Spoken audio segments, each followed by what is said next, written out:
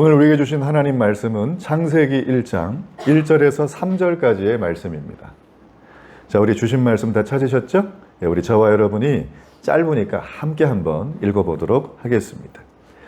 태초에 하나님이 천지를 창조하시니라. 땅이 혼돈하고 공허하며 흑암이 깊음 위에 있고 하나님의 영은 수면 위에 운행하시니라. 하나님이 이르시되 빛이 있으라 하시니 빛이 있었고. 아멘. 네, 축복합니다. 네, 오늘 이 예배 가운데 오신 여러분에게 하나님의 은혜가 넘치기를 간절히 바랍니다. 네, 우리 옆분에게 잠깐 이렇게 쳐다보면서 환한 미소와 함께 이렇게 한번 인사해 주세요. 뭐가 고민이세요?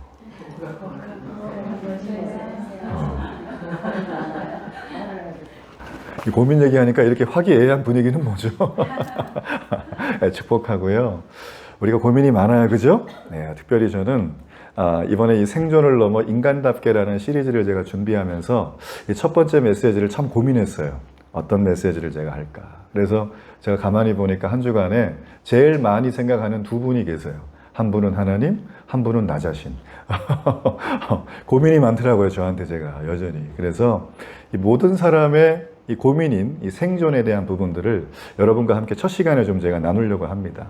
그래서 오늘 우리가 이 말씀을 들을 때 여러분께서 주시는 성령의 음성이 있기를 간절히 바랍니다. 네, 여러분 우리 표를 한 장 넘겨주시고요. 우리가 한국인의 삶의 가장 중요한 가치와 우선순위에 대한 부분인데 작년 2022년에 한국 갤럽에서 조사한 내용입니다. 여기에 보게 되어지면 19세부터 80세까지의 성인 남녀를 대상으로 조사를 한 건데요. 딱 보면은 일단 2022년과 19년이 파란 거와 주황색인데 뭐가 제일 많죠? 건강이에요. 이 행복한 가정이 지금 절반 정도로 떨어져 있죠. 여러분, 불과 얼마 전까지만 해도 한국인들의 가장 삶의 가치의 우선순위는 가정이었어요. 가족의 행복, 가족의 건강.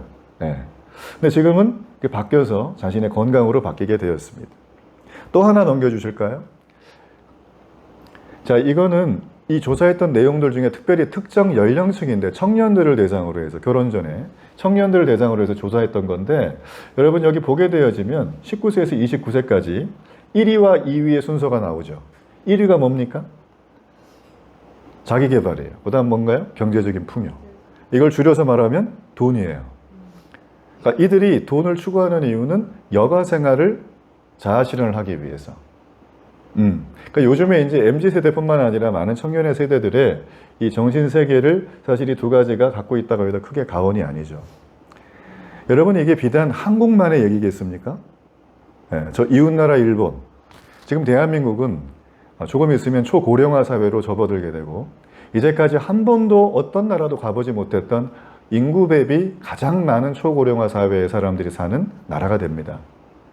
일본 같은 경우는 우리가 사실 뭐 10년 후에 한국의 모습이다 이런 얘기를 굉장히 많이 하지 않습니까? 사실 지금도 그렇게 되고 있고요.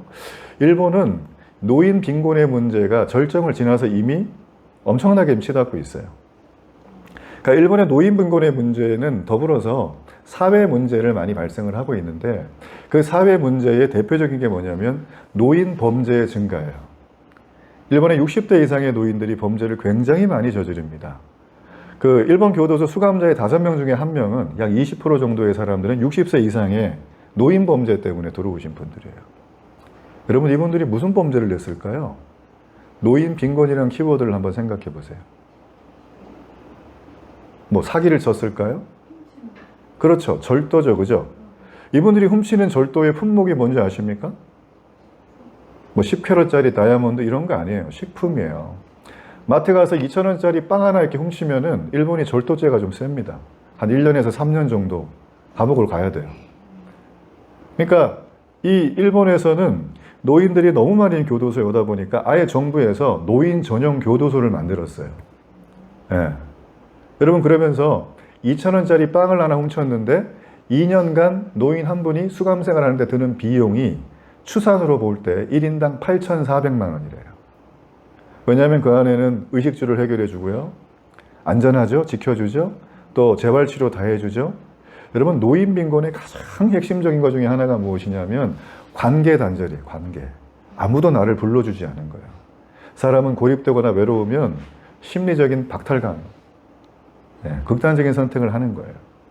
최근에 일본의 고속전철 가장 유명한 그 신칸센에서 71세의 남자 노인분이 온몸에다 기름을 뿌리고 분신 자살을 했어요. 이게 일본의 대서특필이 됐습니다. 일본 사회에서 지금 이 노인 빈곤에 관련되어 있는 이 문제는 굉장히 심각합니다.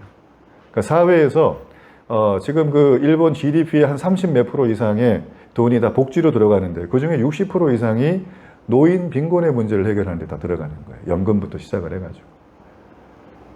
1970년대까지만 해도 일본 같은 경우는 8.5명이 노인 1명을 부양을 했다면 지금 2023년에는 2.3명이 노인 1명을 부양을 하는 겁니다.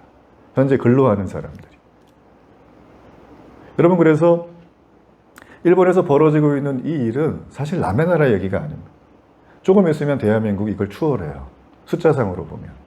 자, 그렇게 되었을 때 우리의 노후는 어떻게 될 것인가? 많은 사람들이 고민을 하게 되어지는 거죠. 여러분, 일본만 그럴까요? 미국 얼마나 잘 사는 나라입니까? 별명이 천조국이에요. 국방비 예산을 한 해 1,000조 원을 쓰는 나라, 유일한 나라. 1,000조 원. 엄청나죠? 그래서 별명이 천조국인데 이 나라 LA에 가면 노숙자와 빈민이 그렇게 많습니다. 그래서 이분들이 살 데가 없으니까 한 몇십 년 된 허름한 캠핑카를 사가지고 한 100만 원 주고 사가지고 여기서 살아요. 그러니까 이게 한두 대 늘어나다가 너무 많은 행렬을 이루고 막 경찰이 단속을 해도 안 되니까 지금 LA시에서 한 해 한 1,000억 원 정도 들여가지고 지금 이거를 도와주고 있는데 역부족인 거예요. 내년에도 1조 원 이상의 예산이 집행이 된다고 합니다. 여러분, 제가 말씀드린 이 모든 여러 가지 빈곤의 문제, 주거의 문제, 분신자살, 노인 관계 단절, 모든 이런 것들은 사실 우리가 닥쳐올 미래라는 거죠. 그죠? 그리고 또 하나, 여러분, 이것을 해결할 수 있는 하나의 키워드가 있습니다. 이걸 해결할 수 있는, 한 방에 깔끔하게 해결할 수 있는 게 뭘까요? 지금 우리가 가지고 있는 것 중에서. 관계 물론 굉장히 중요해요. 좀 크게 보자면 우리가 날마다 뭘 살 때 쓰는 거, 돈이죠. 지금 이 노인 빈곤, 그 다음에 노숙자의 문제, 뭐 기타 등등 여러 가지, 뭐 초고령화 사회 이런 것들은 돈이 들어가면 다 해결이 돼요.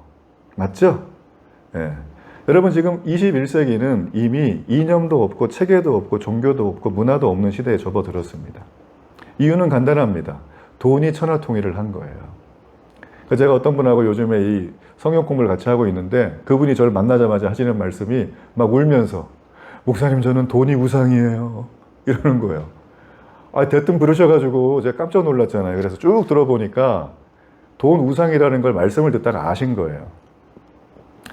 여러분, 돈이 들어가게 되면 이 모든 여러 가지 것들의 붕괴된 사회를 바로잡을 수 있다고 우리는 철석같이 믿고 살고 있습니다. 저는 지금 이런 어떤 돌아가는 사회적인 이슈를 보면서, 상황을 보면서 이게 무슨 남의 나라 얘기가 아니라 곧 내가 닥칠 미래이기 때문에 수많은 사람들이 이 삶을 살아가며 내가 처한 현실 속에서 나는 생존해야 되겠다라고 하는 어떤 몸부림의 결과들이 지금 이런 모습을 저는 만들어내는 게 아닌가 하는 생각을 저는 갖게 됩니다. 여러분, 저는 이런 사회적인 얘기를 한 이후에 여러분과 하나 좀 나누고 싶은 주제는 과연 인간이란 어떤 존재인가라는 거예요. 인간은 어디서부터 왔는가라는 것이죠. 여러분, 이 질문은 제가 만든 질문이 아니라 인류 역사 속에서 그때나 지금이나 똑같이 하는 질문이 바로 이 질문이라는 것이죠. 인간의 역사 속에서 끊임없이 던져온 질문이 바로 이 질문입니다. 그래서 우리의 사상이라든지 학문이라든지 종교라든지 여러 가지 이런 모든 것들에서 사실 이 답을 찾기 위한 몸부림이었다가 해도 과언이 아닙니다. 여러분, 이 두 질문에는 인간이 어떻게 살아야 진정으로 행복한 삶을 살아갈 수 있을까? 그 행복이 내게 의미가 있는 행복이 되기 위해서 인간은 과연 어떤 존재가 되어야 되는가? 라는 굉장히 철학적이면서도 심오한 주제를 담고 있어요. 저는 이 질문의 해답을 여러분과 고민하기에 앞서 한 가지가 해결돼야 된다고 생각합니다. 바로 인간은 어디서부터 왔는가예요. 우리의 출발을 알아야 내가 가는 길을 알고 그 가는 길 속에서 그 여정 속에 행복이라고 하는 꽃다발과 열매들을 마음껏 누릴 수가 있는데 우리는 지금 수많은 사람들이 서로 가는 길이 달라요. 목적지도 다릅니다. 그러니까 행복을 얘기하는 게 비슷하고 맞아 보이지만 가보면 별거 없어요. 이게 우리가 느끼는 삶의 실존이자 현실이라는 것이죠.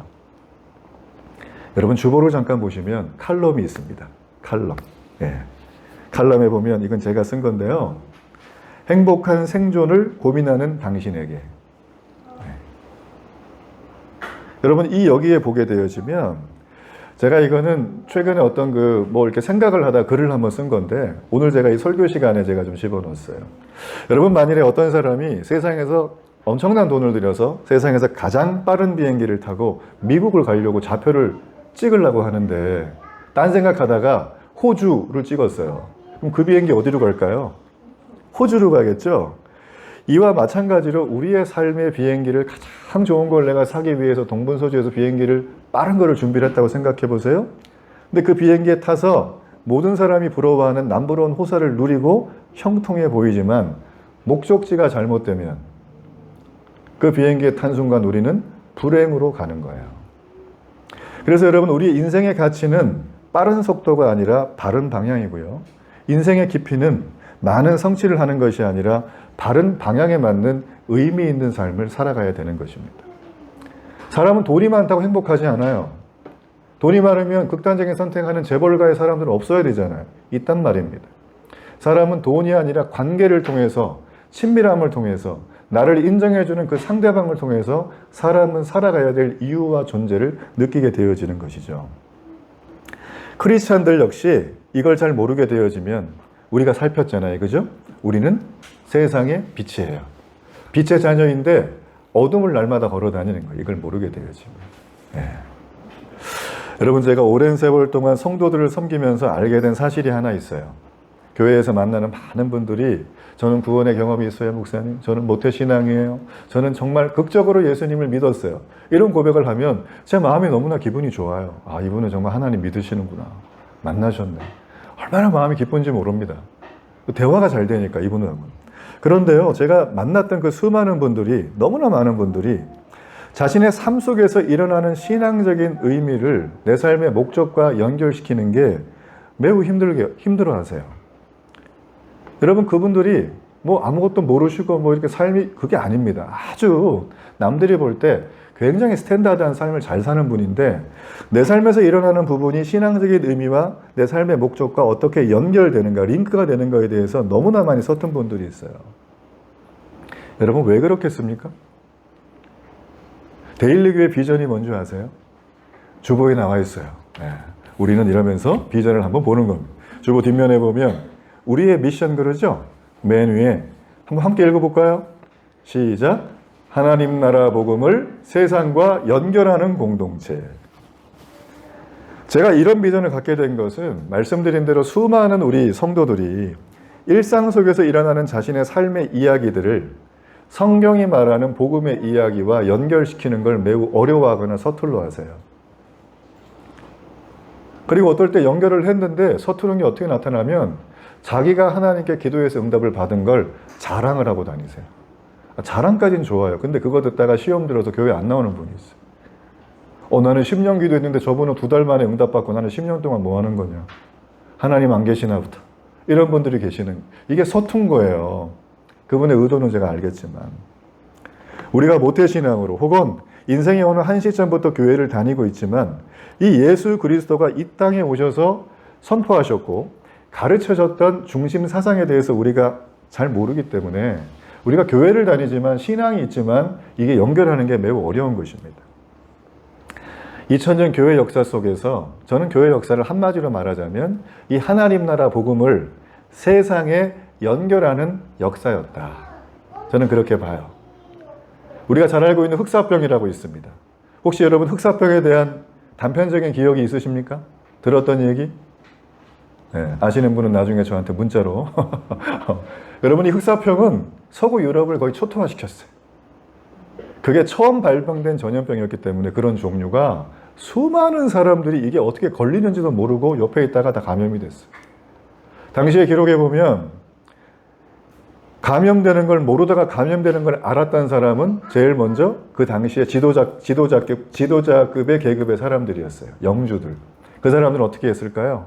철저히 봉쇄하고 못 들어오게 하거나 아니면 다 들고 도망가는 거예요. 자기들은 돈이 많으니까.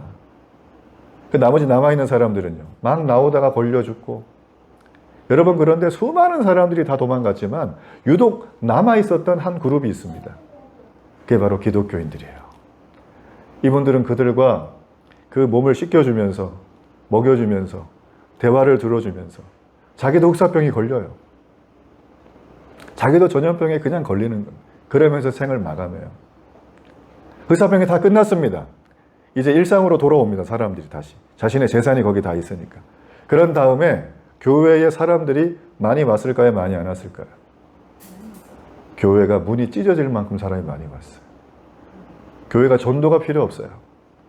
여러분, 초대교회 사람들은, 그때 당시의 사람들은 2000년 교회 역사 동안 하나님 나라 복음을 세상과 연결하는 걸 머리로만 한 게 아니라 손발이 함께 했다는 걸 우리는 증명을 통해서 알 수가 있다는 거죠. 보십시오. 그분들은 그렇게 삶으로 실천하기 전에 하나의 행동을 했어요. 그게 무엇이냐면 바로 하나님께서 이 땅 가운데 무슨 말씀을 하시는가. 그 봤더니만 성경에 기록이 되어 있네요. 성경을 보는 겁니다. 성경을 공부하는 거예요. 그리고 성경으로 세상을 바라보다 보니까 성경이 말하고 있는 성경의 가장 엑기스를 뽑아서 교리와 신앙 고백이 생겼고, 이걸 신학이라고 하는 하나의 학문으로 만들어진 겁니다. 그러니까 신학은 갑자기 떨어진 게 아니에요. 삶을 살아가며 해결되지 않은 고통과 악의 문제가 선하신 하나님은 어떻게 다루시는가? 내 삶의 이야기가 복음과 어떻게 연결이 되는가? 나의 취직 문제, 나의 결혼의 문제, 나의 자녀의 문제가 내가 지금 나의 노후, 빈곤 문제까지 이게 어떻게 복음 안에 들어와서 믹싱이 돼서 내 삶을 만들어갈 것인가에 대한 고민들을 그들은 다른 사람 얘기를 듣지 않고 하나님의 말씀을 보고 했다는 거예요. 그들이 보다 보니까 성경에는 놀라운 기록이 너무 많은 거예요. 여러분, 성경은 그 어떤 경전도 다루지 않은 얘기를 합니다. 제일 먼저 뭘 얘기하냐면 천지창조와 하나님의 구원 계획을 다뤄줘요. 우리 오늘 읽었죠? 뿐만 아닙니다. 믿음의 사람들인데 하나님의 자녀인데 시련과 고통을 당해요. 왜 이렇지? 이런 거에 대한 부분을 다뤄줍니다. 그리고 교회를 오래요. 교회 공동체에 와서 지체가 된다는 건 어떤 뜻인가? 그리고 교회와 그리스도의 남은 고난에 참여하는 것은 얼마나 영광스러운가? 그리고 지역교회를 넘어서 보편교회의 일원으로 살아가는 우주적인 소명은 과연 무엇인가? 우리가 일상생활에서 잘 다루지 않은 주제들이에요. 네.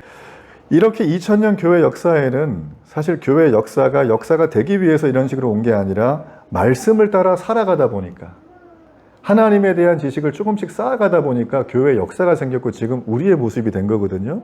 그런데 저는 가만히 볼 때 왜 그때 당시에 그분들의 모습과 오늘 우리의 모습은 이렇게 동떨어져 있냐는 거예요. 똑같은 하나님을 믿고 똑같은 신앙 고백을 하고 똑같은 성경 말씀을 보는데 왜 그분들은 흑사병 옆에서 죽고 우리는 흑사병에 희응만 와도 도망가냐 이거죠. 사람의 품질이 다릅니까? 우리가 뭐 동양 사람이라 그런가요? 저는 그렇게 보진 않아요. 저는 앞으로 11주 동안 이런 문제의식을 제 중심에 놓고 천지창조로부터 그리스도의 십자가가 필요했던 그 이유, 내가 왜 교회를 다녀야 되는가? 내가 왜 교회 생활도 하고 신앙 생활을 하면서 균형 있게 살아야 되는가? 왜 나는 성도인데 영적으로 침체가 되나? 목사님 교회 못 가요? 카톡 짜고 오면 제 마음이 무너지는 거예요. 아침에도 그랬어요. 아침에도. 제 아침에요. 얼마나 익사이팅 했는지 여러분 아세요? 시계가 10시 20분을 달리는데 아내가 전화가 띄고 왔어요. 여보, 왜요? 왜? 그랬더니 차에 기름이 떨어졌어요. 어딘데요? 도로 한복판. 그래서 내가 순간 맨 끝에 댔냐고, 차를 중앙선에 대지 말라고 그랬더니 끝에 댔대요. 다행히. 요 앞이더라고요. 제가 불이 나게 갔죠. 갔는데 여러분 그 긴급 출동을 꼭 드시길 바랍니다. 그거 안 돼 있어가지고 기름이 안 되는 거예요. 이야, 난감하더만요. 시간은 35분을 달리고 있고 10시. 하여튼 하나님의 은혜로 저희가 이렇게 돌아왔습니다. 여러분, 그러니까 우리가 삶을 살아가며 이런 아주 일상적인 것뿐만 아니라 나의 회복, 내가 죽고 내가 종말에 하나님의 심판을 받고 천국에 이르는 삶을 살기까지 하나님은요, 이 성경 안에 우리의 삶에 대한 모든 여정을 아주 컴팩트하게 전부 다 집어넣었어요. 나열하신 게 아니라 핵심만 집어서. 그러니까 성경을 모르고 교회를 다니면 굉장히 큰 손해를 봅니다. 예? 교회를 다니는 이유가 성경이어야 되는데, 하나님이어야 되는데, 우리가 교회 다니는 이유가 너무 다 달라요. 그 친구 목사님하고 제가 자주 만나고 얘기도 하는데요. 뭐 이런 얘기를 하면 좀 그렇지만 상당히 좀 무기력해지고 좀 그래요. 약간 침체가 돼 있어요. 뭐 여러 가지 이유가 있겠죠. 저랑 대화하면서 이제 얘기를 많이 하는 중에 제가 들어보면서 마음속에 드는 거는 너무 제 마음속에 거기 교회 다니시는 분들은 하나님 믿고 다니는 게 아니라 저마다 믿는 게 다르구나. 저는 그 생각이 들었어요. 네. 이걸 성경적으로 회심이라고 합니다. 교회를 다니는데 하나님을 모르고 다닌다? 하나님을 만났는데 내 삶에서 하나님이 오면 불편하니까 조금 뒤로 가시라 그런다? 그게 회심이 덜 됐거나 안 된 거예요. 이런 상태에서 우리가 그 위에 신앙의 옷들을 자꾸 입혀놓으면은 옷의 무게 때문에 기초가 약하니까 금방 무너지는 거예요. 그러고서 나가서 그래. 나 교회 다녀봤더니 별거 없더라. 별거 있습니다. 별거 있어요. 별거 있으니까 제가 여기다 목숨 걸고 사는 거 아니겠어요? 그렇죠? 네, 별거 있습니다. 그래서 여러분 오늘 저는 이 11주 동안의 앞으로의 시리즈를 통해서 하나님이 우리에게 하시는 그 메시지의 도전을 받으면 우리는 과연 어떤 반응을 해야 하고 어떤 태도로 삶을 살아가야 될 것인가. 저는 여러분과 함께 그런 주제들을 좀 심도 있게 좀 나누기를 원합니다. 자, 우리 하나의 영상을 좀 보도록 하겠습니다. 여러분 영상 보면서 어떠셨어요? 신기하죠? 지금 우리가 여기 살아있다는 게 매우 신기하죠? 그쵸? 더군다나 예배를 드리고 본 적도 없는 하나님 얘기를 목사가 주구장창 한다는 것도 신기하죠, 그죠? 그러니까 우리가 눈으로 보고 확인을 해보고 뭐 우주를 다 다녀보고 내가 하나님이 있다 없다를 얘기해야 돼요, 사실. 우리의 지식과 이성이라면. 그거 불가능합니다. 보이조이 아까 보셨죠? 보이조이 이후 70년대에 발사된 게 이제 태양계 지나갔단 말이에요. 태양계 하나가 행성이 9개밖에 없는데 아까 우리 은하단 보셨죠? 그 초은하단이 무려 2조 개가 넘고 우리 은하계라 그래서 밀키 은하라 그러는데 우리가 속해 있는 은하가 이 은하가 한 바퀴 도는데 2억 년이 걸려요. 근데 초속 220km로 약 2조 개의 별들이 항성이 아니고 행성이 돌면서 서로 부닥치지 않고 돌아가는 거예요. 그러니까 저는 이게 우연히 시간이 지나서 물질이 만들어진 게 우주라고 하는 빅뱅 이론에 대해서 도저히 동의할 수가 없어요.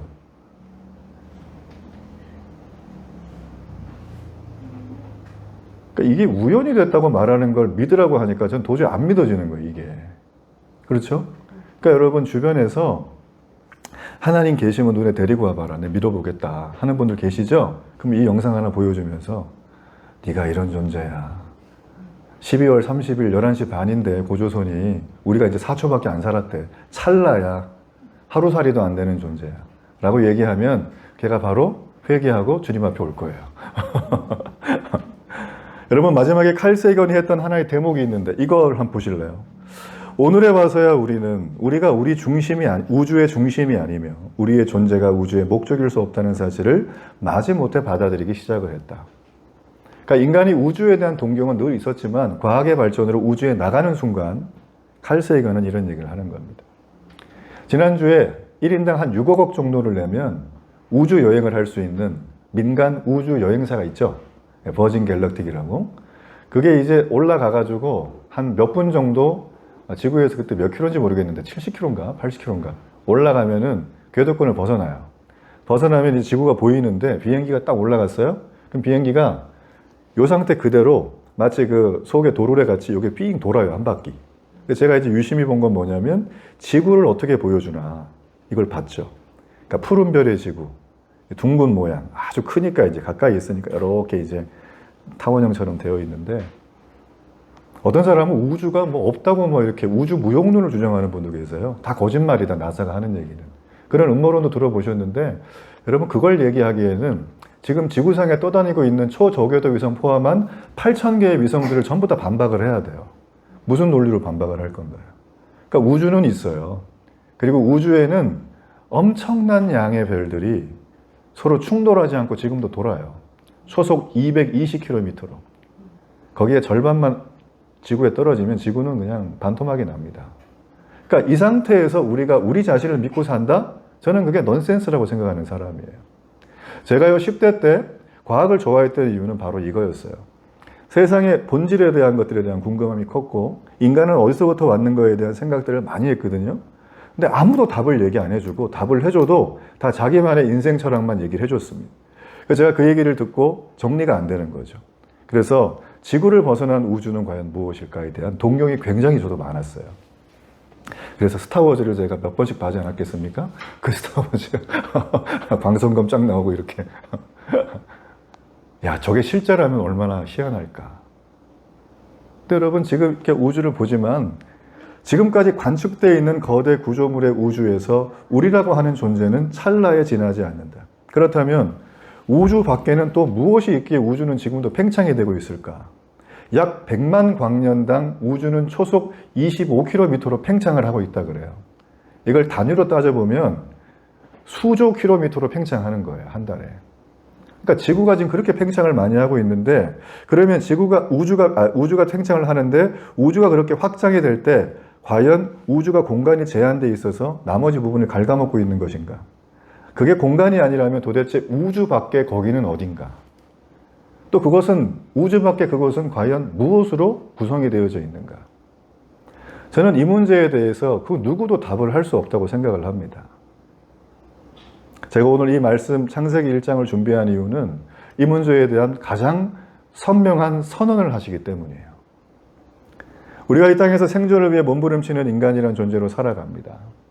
그러나 어마어마하게 큰 수천억 개의 은하 중에 하나, 그 은하의 항성계 중에 하나, 그 항성계 행성들 가운데 세 번째 행성인 지구, 그 행성에서도 아시아라고 하는 작은 대륙, 그 작은 대륙 중에서도 대한민국, 거기에 100곳에서 오늘 데일리교회에서 여러분이 예배를 드린다는 거예요.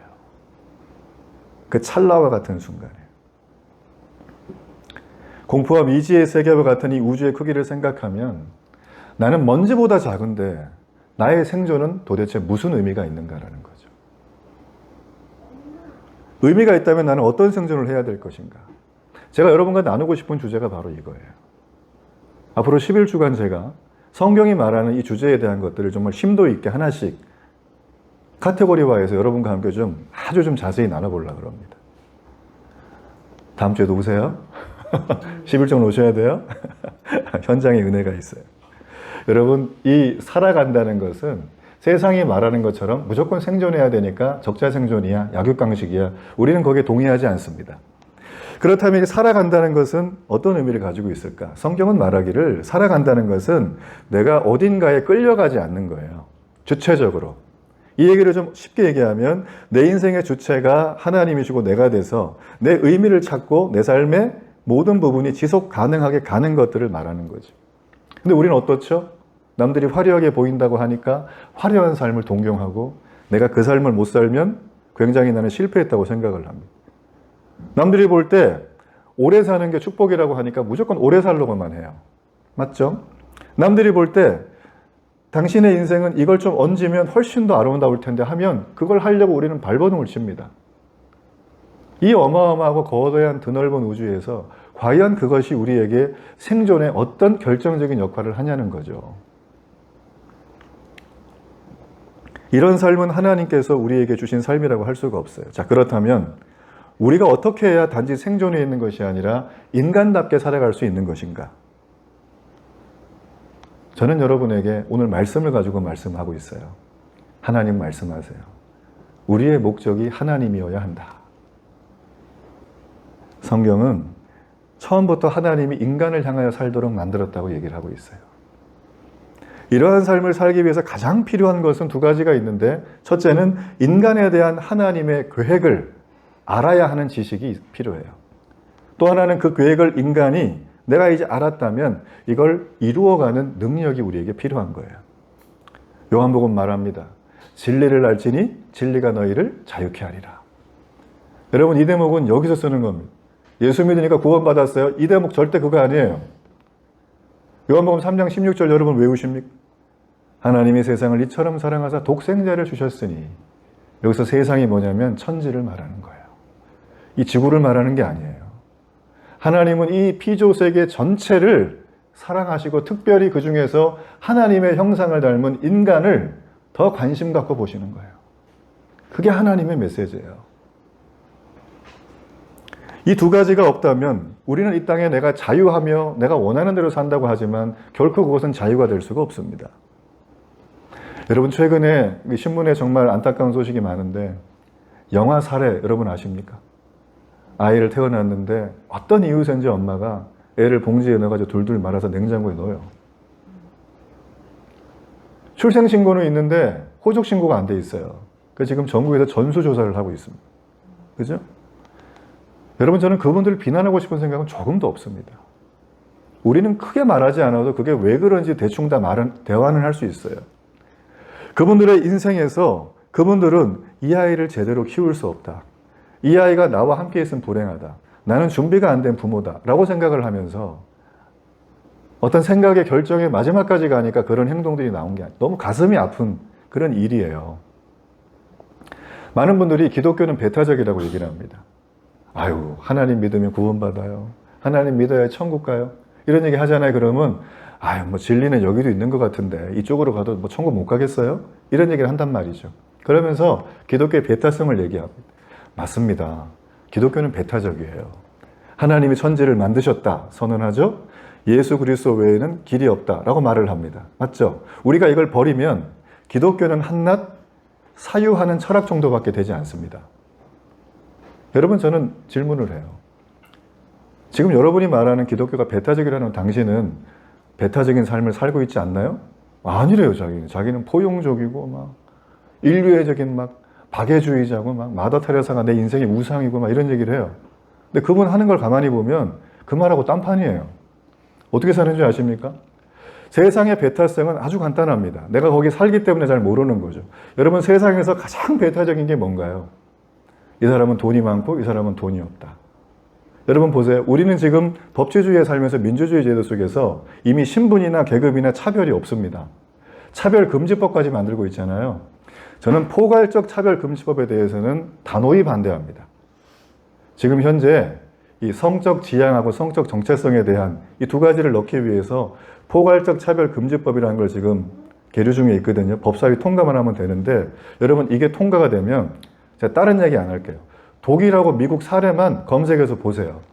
지난 30년 동안 어떤 일이 있었는지 그 사회가. 애를 못 놉니다. 애가 남자인데 너 남자애라고 말을 못해요, 부모가.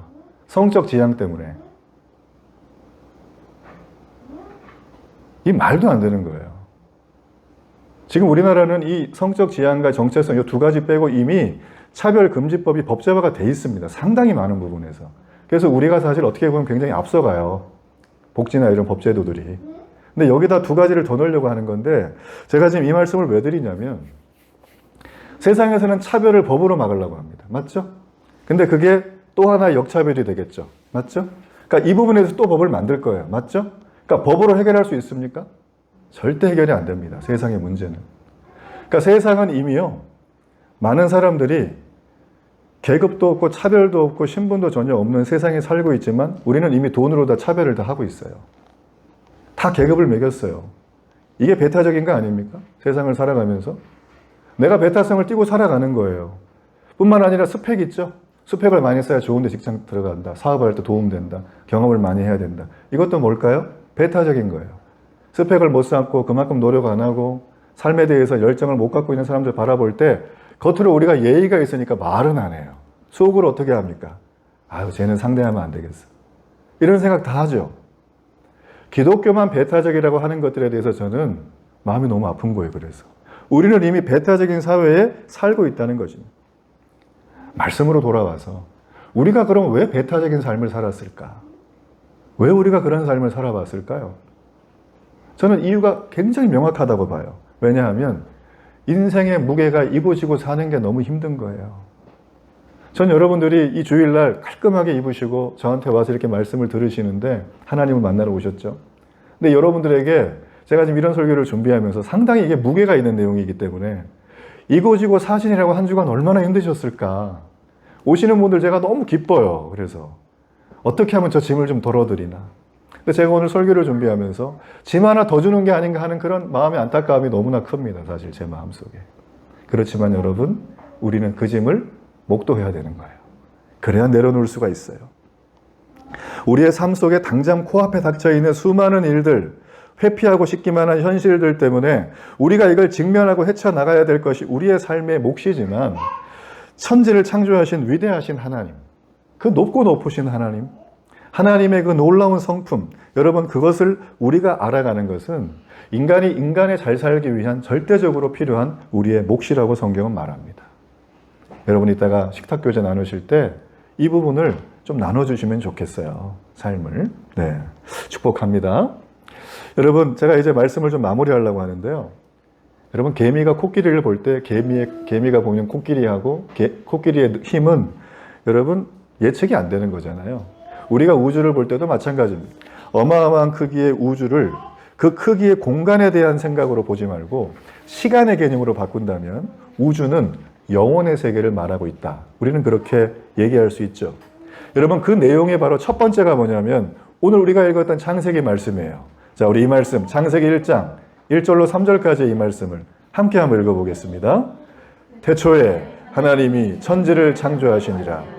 그 땅이 혼돈하고 공허하며 흑암이 깊음 위에 있고 하나님의 영은 수면 위에 운행하시니라. 하나님이 이르시되 빛이 있으라 하시니 빛이 있었고. 여러분 창세기는 매우 불친절한 책입니다. 창세기는 하나님을 믿으라고 설득하지 않아요. 천지를 만들었을 때 이렇게 만들었다고 자세히 보여주지 않아요. 창세기는 태초에 베레쉿라고 하는 기원과 원 역사에 대해서 얘기를 합니다.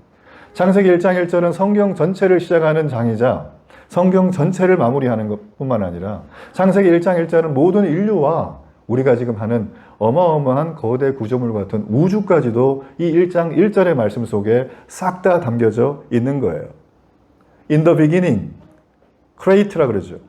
heaven이라 그러죠. 이게 하늘인데 이 하늘이 천지를 말하는 거예요. 천지를 하나님은 창조하신 거예요. 우리는 이 말씀 속에서 분명하게 알 수 있는 게 있습니다. 하나님은 계시다. 그리고 하나님은 세계에 존재하신다. 하나님은 그리고 이 세상을 향한 당신의 뜻이 있다. 우리는 이 말씀 속에서 그것을 분명하게 알 수가 있습니다. 여러분 이렇게 높고 위대하신 하나님인데 오늘날 하나님을 우리는 어떻게 대합니까? 친구한테 농담하듯이 하나님을 하대하고 내가 어려운 일이 있거나 지저분한 일이 생기면 하나님을 뒤치다거리 하는 정도로 하나님을 부르고 뿐만 아니라 마음 착한 엄마에게 함부로 하듯이 하나님을 함부로 하는 거예요. 높고 위대한 분이긴 맞아요, 목사님. 근데 내 인생에 하나님은 별로 상관이 없어요. 이렇게 얘기하는 분들이 계세요. 정상적인 반응입니다. 그러나 성경은 그렇게 말하지 않아요. 성경은 우리에게 두 가지의 얘기를 해줍니다. 하나가 무엇이냐면 하나님은 어떤 존재인가. 그래 그분은 누구신가라는 거예요. 성경은 이 두 질문에 대한 대답을 한 문장으로 합니다. 한 번만 따라 하실래요? 거룩하신 하나님. 하나님은 거룩하시다는 거예요. 자, 그러면 이 거룩이란 모습은 어떻게 두 가지의 모습으로 성경 전체에 역사 속에 드러나셨을까? 한번 따라하세요. 초월하신 분. 우리 시편 148편 13절의 말씀을 한번 읽어보겠습니다. 여호와의 이름을 찬양할지어다. 그의 이름이 홀로 높으시며 그의 영광이 땅과 하늘 위에 뛰어나심이로다. 하나님은 온 땅과 피조된 모든 만물 위에 그 어떤 것도 비교할 수 없는 분이세요. 하나님은 인간을 만날 때, 하나님이 인간 앞에 오셨을 때 하나님과 인간 사이에 엄청난 격차를 인간은 느끼게 돼요. 이런 분이시니까. 그래서 인간이 하나님을 볼 때 내가 얼마나 하찮은 존재인지, 내가 얼마나 하나님 앞에 쓸 수 없는 존재인지를 모세는 우리에게 보여줬어요. 내 신을 벗으라 이 얘기했을 때 그는 힘들어해요. 기드온 힘들어했습니다. 요셉 힘들어했습니다.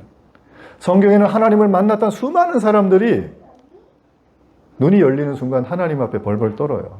그게 하나님의 초월입니다. 하나님 앞에 무한한 두려움을 불러일으키게 하고 그분 앞에 경외심을 불러일으키는 것이 바로 하나님의 초월성이에요. 또 하나가 무엇이냐면 하나님은 완전하신 분이에요. 어떤 부분에서? 도덕적으로. 여러분 도덕은 우리가 보통 이런 얘기하죠. 의롭고 사랑하고 진실하고. 우리는 이 땅을 살아가며 수많은 사람들과 관계를 하지만 의롭고 사랑하고 진실한 사람을 만나기가 어렵습니다. 맞죠? 그런 사람 만나면 어떻게 해야 돼요? 당장 결혼해야 돼요. 의롭고 진실하고 또 거짓이 없는 그런 사람 만나는 것이 사실 우리가 인생을 살아가면서 완전한 관계 안에 들어가는 거다. 이렇게 말을 합니다. 하나님은 도덕적으로 완전하단 말이 바로 이런 거예요. 하나님을 만나게 되면 우리는 내가 얼마나 큰 죄인인지를 깨닫게 됩니다. 저희 어머니가 어릴 때부터 늘 이런 얘기를 하셨어요. 착하게 살아야 돼.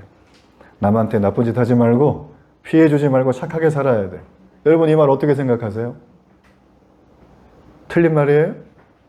맞는 말이죠? 착하게 살아야 된다.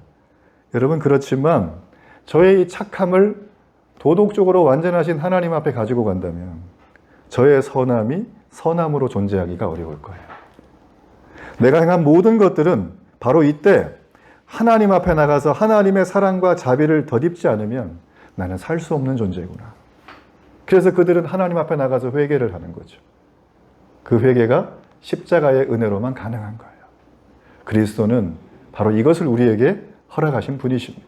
그분의 완전한 사랑으로, 완전한 성품으로. 그래서 여러분 창세기 1장 1절은 불친절한 말이에요. 왜냐하면 하나님이 내가 세상을 한번 만들어 볼까 하고선 여러 번 시행착오 하시고 될까 말까 이런 흔적이 없어요. 하나님은 말씀으로 천지를 창조하셨어요. 우리가 본 우주 지금도 창조가 되고 있는 거예요. 그 우주를, 그 세계를 만드신 분이 오늘 이 자리에 오셔서 우리의 예배를 받으시는 것입니다. 여러분의 삶의 신음, 일상의 작은 고통, 우리가 살아가는 여러 가지 큰 고민과 이슈들, 생존에 버거우는 우리의 삶들, 이 모든 삶들 앞에서 하나님은 여러분을 지켜보고 계시는 거예요. 20세기 영국의 유명한 저널리스트였던 체스터 턴이라는 사람은 이런 말을 합니다. 이 세계의 모든 사물은 마치 난파선에서 쏟아진 보물과 같다. 여러분 난파선 아시죠? 보물선 아시죠? 그거 발굴하죠? 그럼 건져서 뭐 하죠? 아 이게 어느 때 거야? 누가 썼어? 문화가 이런가 봐. 이렇게 하죠. 그죠? 한두 개 봐서는 몰라요. 근데 난파선에 수만 개의 보물을 가지고 우리가 추적 조사를 해보면 그때 당시의 흐름을 전부 다 알 수 있어요. 체스터턴은 말하는 거예요. 세상에 펼쳐져 있는 해달별을 봐라. 세상에 펼쳐져 있는 수많은 인간의 모습을 봐라. 세상에 펼쳐져 있는 우주를 시공하는 모든 걸 봐라. 거기에는 하나님이 하나님이시라는 증거가 너무나 많이 있다. 그 얘기를 하는 겁니다. 자, 우리 시편의 말씀. 시편의 기자는 이 말씀을 깨닫고 이렇게 얘기를 합니다. 시편 19편 1절로 4절의 말씀. 자, 우리 이 말씀을 함께 한번 읽어봅니다. 하늘은 하나님의 영광을 드러내고 창공은 그의 솜씨를 알려준다. 낮은 낮에게 말씀을 전해주고 밤은 밤에게 지식을 알려준다. 그 이야기 그 말소리 비록 아무 소리가 들리지 않아도 그 소리 온누리에 울려 퍼지고 그 말씀 세상 끝까지 번져간다. 해에게는 하나님께서 하늘의 장막을 쳐주시니. 놀라운 말씀 아닙니까? 인간들은 하나님을 부정하고 거부하고 반역을 했지만 세상에 피조되어 있는 모든 피조 세계들은 하나님이 하셨다는 증거를 보여주는 거예요. 창공은 그의 솜씨를 알려주고 있습니다. 밤은 밤에게 지식을 알려주면서 전달해줘요. 그리고 아무 소리가 들리지 않아도 온누리의 소리가 퍼지고 말씀이 세상 끝까지 번져간다는 거죠. 이번 주에 이 시편을 제가 수요일에 다루니까 꼭 오시길 바랍니다. 여러분 그래요. 하나님은 높고 높은 하늘에 계신 창조주시지만 이 땅에 오셨어요. 그분이 이 땅에 오셔서 창조 세계와 깊이 관계를 맺고 있는 우리 인간을 주목하세요. 그 하나님은 우리 인간 세계를 붙드시고요. 우리 인간 세계의 목적을 이루어 가시는 분이에요. 쉽게 말해 볼게요. 하나님은 여러분의 일상생활에 관심이 지대한 분이에요. 아, 내가 이번에 회사를 가야 되나 말아야 되나? 내가 이번에 한국이 싫으니까 이민을 가야 되나? 내가 이번에 독신으로 살아야 되나? 결혼을 해야 되나? 내가 애를 여기다 보내야 되나? 저기다 보내야 되나? 내가 이번에 건강을 위해서 이걸 해야 되냐 말아야 되냐. 여러분 이런 우리 인생의 수많은 새로운 경험과 만남들, 거기에서 오는 희로 안락들, 우리의 작은 신음소리까지도 하나님은 전부가 다 관심이 있어요. 하나님은 관심이 있어요. 우리가 믿는 하나님은 그런 분인 거예요. 여러분 그래서 우리의 가장 큰 이 땅의 삶의 의무는 여호와를 힘써 알아야 됩니다. 하나님을 힘써 알아야 돼요. 여호와를 알아야 돼요. 우리의 가장 큰 회개해야 될 잘못은 내 삶 속에서 하나님 알기를 게을리하고 산 거예요. 하나님 조금만 내 이거 하고 올게요. 나 시간 조금만 여기 더 쓸게요. 여러분, 그건 우리가 회개해야 될 대목이라는 거예요. 성경을 보면 탁월한 열정과 열심을 가졌던 수많은 사람들이 등장합니다. 그들은 다 어두운 시대의 지도자로 와서 많은 사람들에게 얘기를 해요. 하나님이 빛이다. 하나님이 진짜다. 여러분, 그런데 그들은 어떻습니까? 왕따를 당하고 매를 맞고 감옥에 들어가고 죽임을 당합니다. 그렇지만 그들은 하나님 편에 서 있는 걸 멈추지 않았어요. 그래서 하나님이 그들에게 어떻게 하셨냐면 세상의 많은 사람들이 그들에게 내가 힘을 줄 테니까 좀 해봐. 그들은 안 한다 그랬어요. 오직 하나님 앞에 능력을 구하고 하나님 앞에 말씀을 구했어요. 그런 그들을 세상은 어떻게 부르는지 아십니까? 세상이 감당하지 못할 사람들. 이게 그리스도인들이었어요. 여러분, 이들에게 공통점이 하나 있는데요. 하나님을 아는 지식이 풍성했던 사람들이에요. 하나님을 아는 지식이 그들에겐 흘러넘치는 겁니다. 그러니까 내가 어두운 시대의 지도자로 세워져도 왕따를 당해도 감당이 되는 것이죠. 여러분, 우리가 이 땅을 살아가면서 삶의 행복과 높은 삶의 질을 늘 원하지만 이 하나님에 대한 지식이 우리에게 부족하고 아예 없으면 그 삶이 우리에게 오는 건 거의 없습니다. 세상은 말하죠. 행복을 위해서 쾌락을 해라. 행복을 위해서 힘을 가져라. 행복을 위해서 명예를 가져라. 행복을 위해서 재산을 늘려라. 여러분, 우리가 다 해봤잖아요. 조금씩 여기 계신 분들은. 그 행복이 지속 가능하던가요? 내가 뭔가 인풋을 주지 않으면 결과물 안 나오잖아요. 그게 어떻게 행복입니까? 노동이지. 이게 노예의 삶입니다. 그러나 성경은 그렇게 말하지 않아요. 하나님은 우리에게 천지를 창조하신 그분이 내가 너를 지켜보고 있어. 아멘?